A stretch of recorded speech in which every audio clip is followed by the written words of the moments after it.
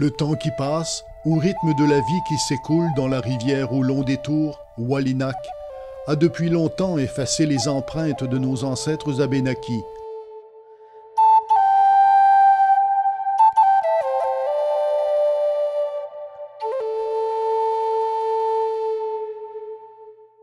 Des origines de notre monde, il reste en effet bien peu de traces. Et comme les Abénakis sont les rois du canot, du canotage, donc on ne transporte pas tous nos meubles et tous nos besoins dans un canot, donc il y a très peu de matériel en fait. Les sites de la période de contact sont souvent des petits sites, des sites de transfert. En fait, on utilise la rivière comme une autoroute. Donc, on passe une nuit, 2 nuits, 3 nuits, ou alors ce sont des sites de chasse, donc des campements, chasse ou pêche, et puis des campements qui sont quand même des campements peut-être journaliers. Donc, ça laisse très peu d'informations dans le sol. Il faut être à l'affût du moindre indice, comme les charbons dans un foyer, les petits ossements, le dépeçage des ossements d'animaux qu'on va retrouver lors du dépeçage, lors de la nourriture qui a été faite sur place. Donc, faut vraiment être à l'affût de tout petits indices. Dans les temps anciens, nous, Abénakis, avons rapidement tissé des liens avec des nouveaux venus, ces Français installés de l'autre côté du grand fleuve, et les avons accueillis dans le monde de Walinak.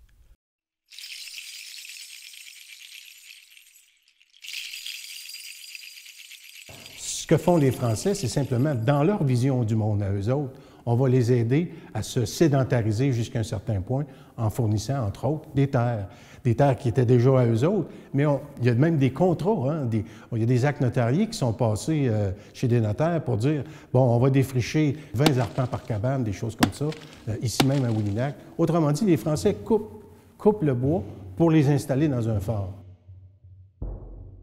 Les Français ont ainsi proposé de nous regrouper dans ce qu'ils ont appelé la mission de Bécancour. L'idée de la mission, c'est pour les religieux, c'est la religion en premier lieu, mais en même temps pour les gouvernements coloniaux, c'est d'avoir des bons soldats, c'est-à-dire c'est des bourgades militaires. C'est une façon, si on veut, d'un échange qu'on a. On sait que c'est des guerriers de la forêt. On sait qu'ils peuvent protéger la Nouvelle-France à la fois contre les Iroquois ou une invasion anglaise. Donc, on va faciliter l'installation avec un fort. Le fort devient, si on peut dire, la mission. Et plus que ça, sur le plan idéologique, si on veut que nos guerriers ne changent pas de camp n'importe comment parce qu'on leur a présenté un fusil ou une chaudière, on va même les alimenter, on va en fourniture. On va leur fournir de la poudre, du plomb, des armes à feu, des haches. Et lorsque nos guerriers partent à la guerre, on nourrit les femmes, on nourrit les plus vieux dans la bourgade.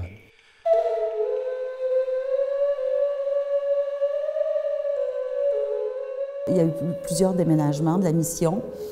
Donc, ça a été très difficile de faire du repérage. Il y a eu beaucoup de perturbations. Beaucoup d'accumulation de terre, etc. Donc, ça a été beaucoup plus difficile pour nous de pouvoir retrouver des sites archéologiques. Alors, on n'est quand même pas si pire parce qu'on en a trouvé 3.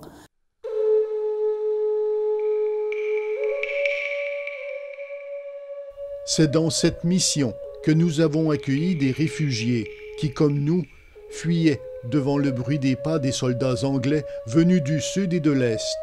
À 2 reprises, nous avons ouvert notre monde aux communautés acadiennes en fuite.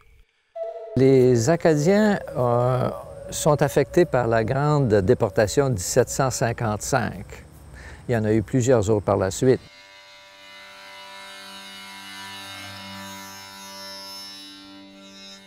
Ils sont montés donc vers le fleuve, puis là, Québec était en période de famine et d'épidémie. C'était pas la place pour vivre.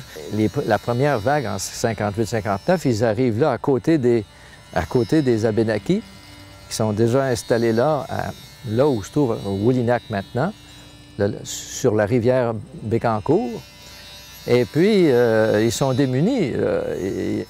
Alors, on imagine donc que les Abénakis les ont logés dans des sortes de cabanes de leur façon.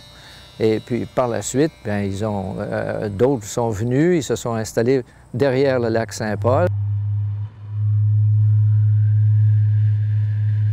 Il y avait même, les Abénakis ont eu une église, finalement, sur leur territoire. Mais les Blancs qui étaient là n'en avaient pas. Alors la desserte par le curé se faisait dans l'église des Abénaquis. Avec cette première mission, nos alliés français entretenaient alors l'espoir que nous pourrions rapidement adopter leur mode de vie. Ce qui est particulier dans l'histoire des missions, c'est qu'au tout début, c'est supposé être un lieu d'assimilation. Autrement dit, on fait rentrer nos Autochtones dans la bourgade, les missionnaires, etc., et on a supposé d'échanger ces gens-là. Toute la conception, la vision du monde autochtone, de la forêt, c'est-à-dire toutes les lois sociales qui existent entre eux autres en forêt, devront être annihilées au profit des lois françaises. Comment on va régler la société, la famille, etc. Toute une notion de société qui est complètement différente de celle des Autochtones.